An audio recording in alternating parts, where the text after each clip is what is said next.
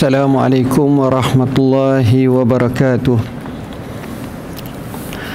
Alhamdulillahillazi hadana lihadza wa ma kunna linahtadiya laula an hadanallah. Asyhadu an la ilaha illallah wahdahu la syarikalah wa asyhadu anna sayyidana Muhammadan abduhu wa rasuluh. Allahumma salli wa sallim ala sayyidina Muhammad wa ala alihi wa sahbihi wa barik wa sallim, amma ba'. Ashabul fadilah, tuan-tuan guru, para alim ulama, hadirin hadirat, muslimin muslimat yang dirahmati Allah sekalian. InsyaAllah pada hari ini insyaAllah kita mulakan dengan qawaid tasawuf, kaedah yang ke-6 antara tasawuf dan syariah. Dr. Mustafa As-Sibai berkata, ahli tasawuf yang alim berdiri teguh di sisi batasan syariah, berakhlak dan beradab bagi dirinya.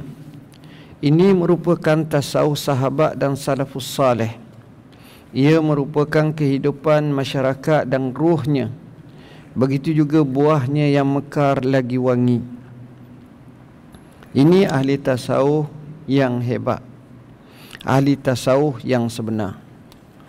Dia kata ahli tasawuf ialah orang alim.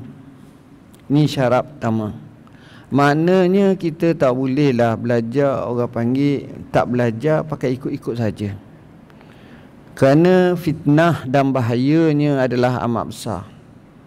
Kokok salah, kokok menyeleweng, kokok terbabas, dan juga kadang-kadang boleh membawa kepada ketidakbaikan. Ini pun kena tengok. Jadi ahli tasawuf mesti orang yang alim. Maksudnya orang yang belajar, orang yang tahu. Berdiri teguh di sisi batasan syariah. Dia bukan sekadar itu, dia tengok apa neraca syariah, hak mana boleh, hak mana tak boleh, hak mana okey, hak mana sebaliknya. Dia ikut betul-betul batasan syariah. Ini antara orang tasawuf yang sebenar. Dia betul-betul ikut batasan syariah. Dia tidak, kata orang, tidak melanggar syariah.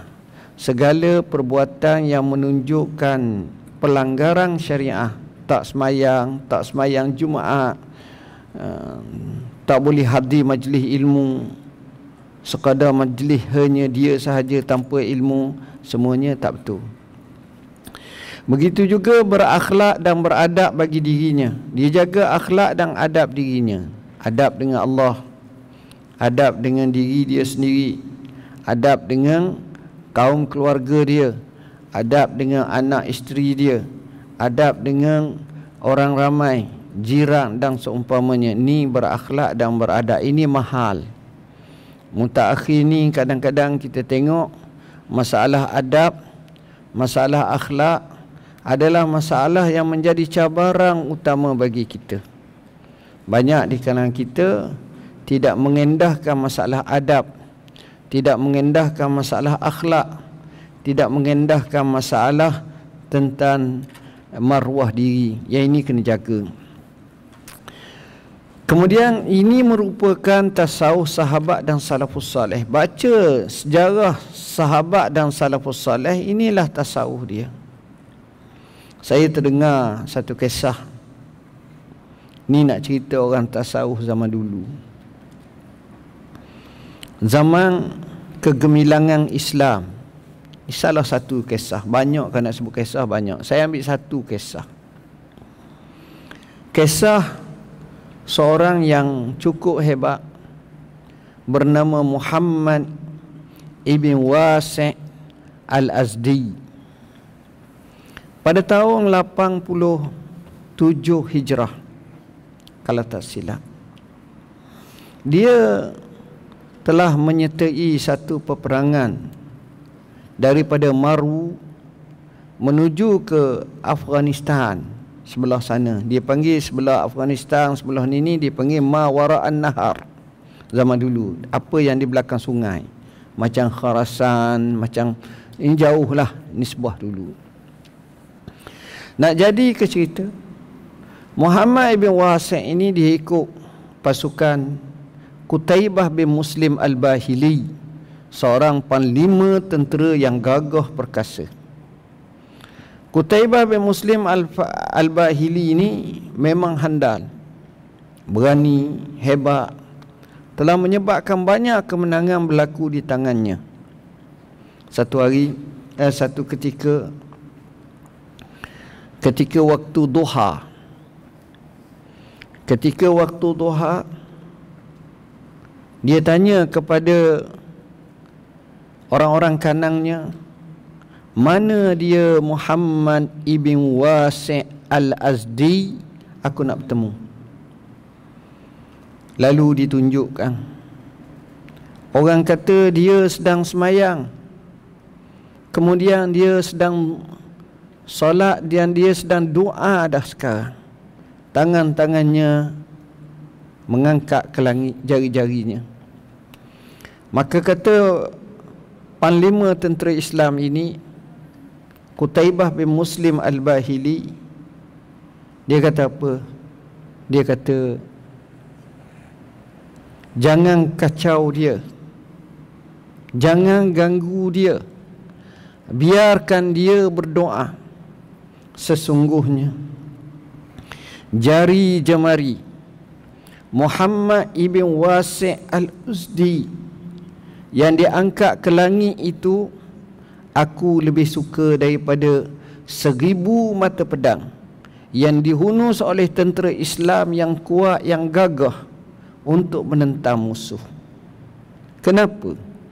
Kerana hubungan dengan Allah adalah amat penting, dan dia seorang yang zuhud, dan dia seorang yang saleh, dan dia seorang yang benar-benar takwa dan takutkan Allah Subhanahu wa ta'ala. Orang biasa, orang yang tidak kaya, tapi orang yang saleh, zuhud. Tengok, jihad pun dia buat. Dia pergi ke Mekah. Maka Gubernur menyatakan, aku akan bagi kepada kamu dengan sejumlah bukian. Dia kata, tidak. Adakah kamu bagi kepada semua tentera-tentera Islam? Kata dia, tidak, kecuali kamu. Kalau begitu aku tidak memerlukannya. Muhammad ibn Wasi' al-Azdi ini disukai oleh pemimpin-pemimpin, oleh gubernur-gubernur, orang yang terkenal dengan zuhud, dan 3 kali ingin dilantik menjadi qadi. Qadi zaman dulu ni kiranya lebih hebat pada mufti zaman kekuatan Islam dulu. Bila sebut qadi hebat benar zaman dulu. Dia panggil qadi al-qudah tu ketua qadi lah, ataupun zaman kita ketua hakim negara. Hebat. Lalu dia kata dia tak nak. Bila dia tak nak macam itu, gubernur ini kata, saya akan merotang kamu sebanyak 300 rotang, 300 sebatang. Dia jawab, kamu adalah orang yang telah dikuasai oleh nafsu kamu. Bila dengar jawapan macam itu, dia terkejut, dan khalifah dan gubernur malu. Lalu dilepaskan, dan dia mengajar, dan dia menghabiskan masanya untuk mendidik masyarakat dan ummah. Inilah Muhammad ibn Wasi' al-Azdi. Kita tengok dia ni dengan kesufiannya, dengan pakaiannya, dengan kezuhudannya luar biasa. Khalifah bila tengok pakaiannya yang amat-amat miskin, darwish ataupun yang lekeh, gubernur ni, bukan khalifah, gubernur ni kata, kenapa kamu ni? Dia tak jawab. Lalu ditanya, kenapa aku tanya kamu, kamu tak jawab? Dia jawab, kalau aku sebut aku zuhud, aku mengangkat diriku. Waliyazbillah. Kalau aku menyebut aku fakir, seolah-olah aku mengadu kepada Tuhan. Dua-dua aku tak mahu. Itulah hebatnya Muhammad ibn Wasi' al-Azdi. Orang tasawuf, ahli tasawuf betul-betul. Tapi kita tengok di medan peperangan, dia adalah pejuangnya, dia adalah jaguhnya, dia adalah ketuanya, dia adalah antara orang yang mengorbankan diri untuk agama Allah Subhanahu wa taala. Sedangkan ahli tasawuf yang jahil, ini masalah. Ahli tasawuf yang jahil menyeleweng daripada syariah, hanya menzahirkan dengan apa yang dia tiada. Ini masalah. Dia tak ada. Faqidu syai' la yu'ti, barang yang tak ada sesuatu macam mana dia nak bagi. Sayyidina Ali radhiyallahu an pernah menyebut, qasama ala zahri isnani, yang memukul belakangku atau membebankan kepadaku dua kelompok manusia. Pertama, alimun mutahattikun, yang pertama orang alim tapi menceroboh syariat Allah. Yang kedua, wajahilun mutanassikun, orang jahil tapi nak beribadat sungguh-sungguh. Kadang-kadang tak betul, kadang-kadang menyeleweng. Maka dengan sebab itu kena belajar. Hal ini merupakan penyakit bagi masyarakat dan kecacatan di samping menimbulkan penyelewengan akhlak. Ini bahaya. Bila mana dia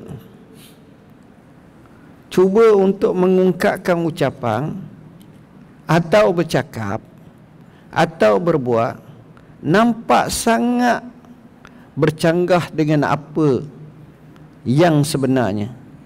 Cakapnya itu boleh disanggah dengan mudah-mudah.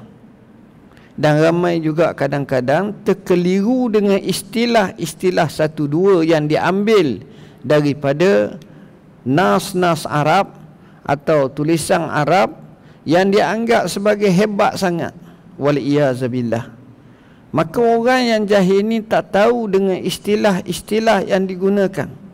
Maka kita terperangkap dengan istilah dan kita terbelenggu dengan istilah. Realitinya bukan begitu, realitinya sebaliknya, dan dia tak jadi macam tu. Jadi yang ini pun bala dan ini pun tak baik.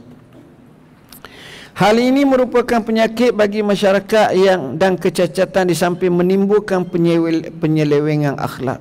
Ada tindakan-tindakan orang kata dia ni ikut syariat tapi sebenarnya menyeleweng akhlaknya. Wal-iyazabillah. Sufi zindik pula. Apa makna sufi zindik? Ahli tasawuf yang zindik. Zindik saya sebut dulu bahasa daripada Parsi, maknanya zandak gai, artinya kufur. Kafir lah, kufur. Buat perbuatannya kufur, tindakannya kufur. Pula merosakkan syariat. Boleh rosakkan syariat. Merosakkan, menghancurkan masyarakat. Begitu juga boleh menghancurkan masyarakat. Seolah-olah ada kehendak-kehendak nawaya khafiyah, niat-niat yang tersembunyi. Wal-iyazabillah.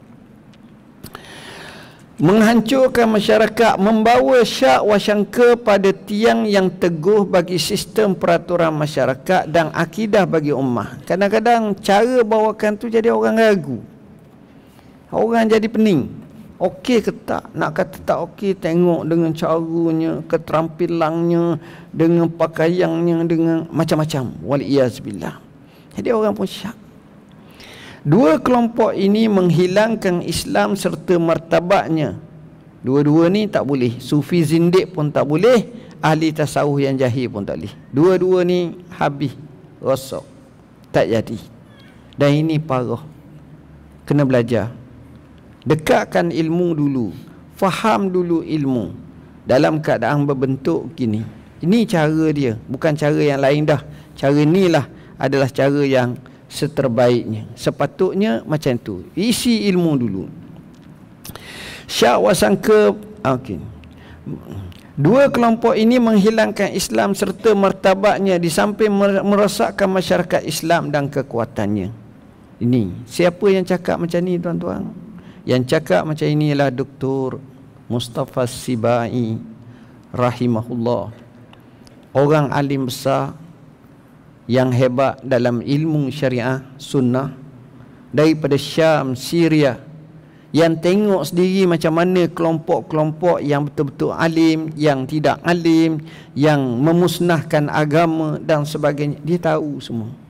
Dia tengok dan dia alami.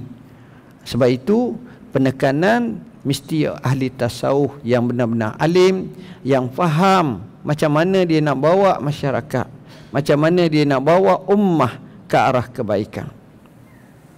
Kaedah yang ketujuh, pelajaran daripada ahli tasawuf. Kadang-kadang kita nak tahu juga macam mana ahli tasawuf ni. Kalau kita bergaul dengan setiap orang, kita nak daripada orang tu apa yang kita dapat manfaat daripada orang tu. Kita bergaul dengan orang yang minat kaki kereta, boleh kita tanya pada mereka macam mana jenis kereta, macam mana enjin, macam mana begian, kita dapat maklumat. Kita bergaul dengan peniaga, kita boleh tanya macam mana sistem perniagaan, macam mana cabaran satu, kita dapat maklumat. Begitulah seterusnya. Sekarang kita bergaul dan kita nak bersahabat dengan ahli-ahli tasawuf, takkanlah sekadar tak ada apa-apa. Mesti kita nak sesuatu yang kita boleh ikut, kita boleh pegang, kita boleh amal, bersyaratkan dengan benar dan sahih. Okeylah.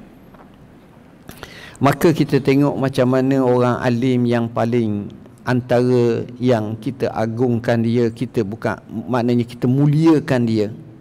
Siapa? Al-Imam Asy-Syafi'i kita sendiri. Imam Syafi'i.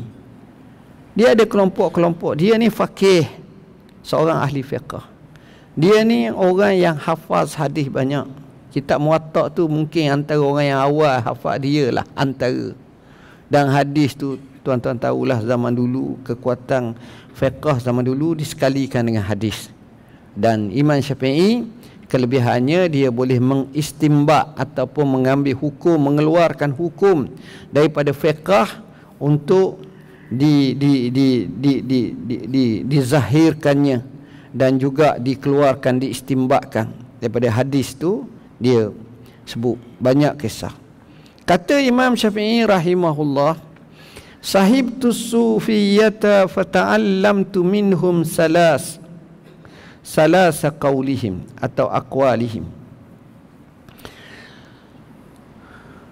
Aku belajar daripada ahli tasawuf. Bila aku berkawan dengan mereka, ada 3 kata, 3 kalimah je. Dari segi orang-orang tasawuf ni, aku duk tengok hak yang aku dapat ambil manfaat bila aku bertemu dengan mereka, bergaul dengan mereka. Aku dapati ada 3 kalimah. 3 kalimah ni penting. Pertama, al-waqtu kas-sayfi illam taqta'hu qata'aka. Waktu tu ibarat seperti pedang. Kalau kamu tak potong dia, dia potong kamu. Apa makna pedang di sini? Ini bahasa, bukan makna pedang. Makna dia ialah, aku ada sebilah pedang, musuh aku ada sebilah pedang. Aku berlawan dengan dia.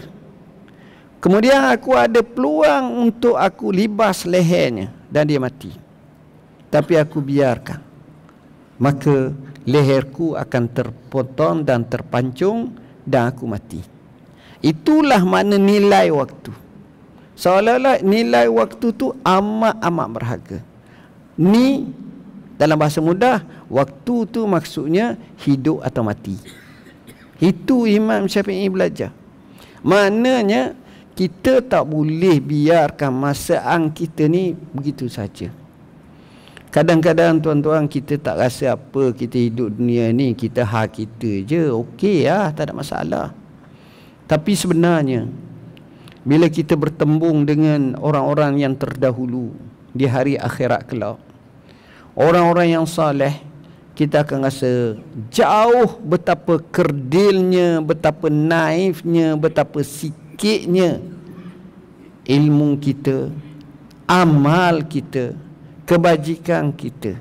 Sedangkan orang dulu, ya Allah, kita tengok hak ni menggunung, hak ni melangit, kita ni Allah, kadang-kadang hak menggunung dosa kita, bukan amalan kita.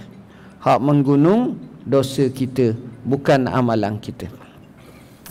Tuan-tuan dan puan-puan yang dirahmati Allah, kedua, dia belajar qauluhum nafsuka illam tushghilha bil haqqi syaghlatka bil batil.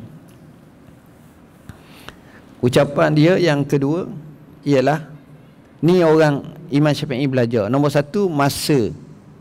Nombor dua, kata dia, nafsu kamu, kalau kamu tidak sibukkan dia dengan kebenaran, maka dia akan sibukkan kamu dengan kebatilan. Kita ada dua je. Sama ada kita nak buat hak okey atau KO. Ada orang dia habiskan masa dia begitu, tak tahu. Tapi ada orang tu dia sentiasa meningkat. Oh, ini bagus. Cuma masalah kita, kadang-kadang kita ada peluang, tapi kita biarkan. Contoh paling mudah, kita ni ada masa. Kalau kita ada masa, alangkah baiknya dengan masaan kita tu, kalau kita boleh semayang duha 2 rakaat, kita semayang duha 2 rakaat. Tapi tak ada orang nak marah kita, dan tak ada orang nak halang kita, dan kita tak terikat dengan masa sebab kita menyusun masa nak pergi pasar, nak pergi apa. Kita kata apa salahnya kalau aku buat 4 rakaat. Dan kalau ada masa lagi buat 6 rakaat, apa salahnya? Dan kalau boleh buat 8 rakaat, ikut hak yang masyhur 8 lah, mengikut hadis Ummu Hani, walaupun ada pendapat kata 12. 8 rakaat dia buat. Berapa banyak dia dapat pahala di sisi Allah? Tuan-tuan, kalimah la ilaha illallah, la ilaha illallah, la ilaha illallah, berapa kali kita sebut setiap hari? La ilaha illallah ini kalau kita tengok betul-betul, la ilaha illallah, Nabi kata apa? A'laha kalimatu la ilaha illallah. Iman ini ada 40 cabang lebih. Satu riwayat yang masyhur 60 cabang lebih. Satu riwayat yang masyhur 70 cabang lebih. Paling tinggi la ilaha illallah. Semua orang boleh sebut, kecuali orang yang ulcer je mulut payah nak sebut. Orang sakit boleh sebut, orang duduk atas kursi boleh sebut, orang kaya boleh sebut, orang miskin boleh sebut, orang berpangkat boleh sebut, orang marhaim boleh sebut, orang biasa boleh sebut, tukang sapu pun boleh sebut, biasa boleh sebut. Tapi kita tak buat, jadi kita rugi. Akhirnya apa yang kita buat, itulah kita dimasyghulkan. Yang batil. Apa makna yang batil? Makna batil ni yang tak memberi pahala. Bukan makna batil tu mesti ertinya salah. Tak. Tapi rugi. Itulah sebab bila sebut manusia dalam kerugian, inilah masalah. Dan yang terakhir sekali, wa qauluhum al-adamu ismah. Adam itu tiada, itu adalah terpelihara. Apa makna tiada itu terpelihara? Contoh, takdir Tuhan, kita minat satu kereta cantik, tak payahlah hak mahal-mahal sangat, kita ambil hak cantik, hak comel je. Camry, kita dapat Camry latest, dapat sebuah. Kita nak sangat kereta Toyota Camry, dapat kita Toyota Camry, dan memang harganya boleh tahanlah kat 300,000 contohnya lah, hak yang terbaik mungkin limited edition, dan alat-alat dalam tu canggih. Apa kita buat? Kita seronok. Jadi kita lalu kot tepi rumah, orang pakat tengok. Kita parking kat kedai, orang tengok. Kita naik kereta, orang tengok. Jadi orang pun tengok, kita pun Allah, luar biasa aku. Dalam keadaan macam itu, dengan adanya kereta ni, kadang-kadang kita masyhur dengan kereta, kadang-kadang datang riak, kadang-kadang datang ujub, kadang-kadang datang rasa sombong, kadang-kadang rasa angkuh, kadang-kadang macam-macam orang duk tengok. Jadi dengan sebab itu, tapi kalau tak ada apa-apa. Sebab itu dia kata al-adamu ismah, Allah pelihara daripada perkara macam tu. Ini dalam situasi yang berbeza antara dua perkara tersebut, okey ke KO. Baik, kenyataan ini jelas menunjukkan kepada kita macam mana Imam Syafi'i tengok. Dia pergi belajar, dia bukan dengar, dia perhati, Dan dia ambil istifadah, dia ambil manfaat. Nombor satu kata dia, waktu kena jaga betul-betul. Nombor dua, masa tu kena jaga.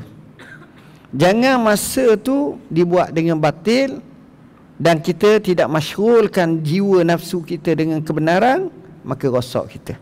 Dan yang ketiga, al-adamu ismah, adam ataupun tak ada ni kadang-kadang Allah pelihara kita. Wallahu a'lam.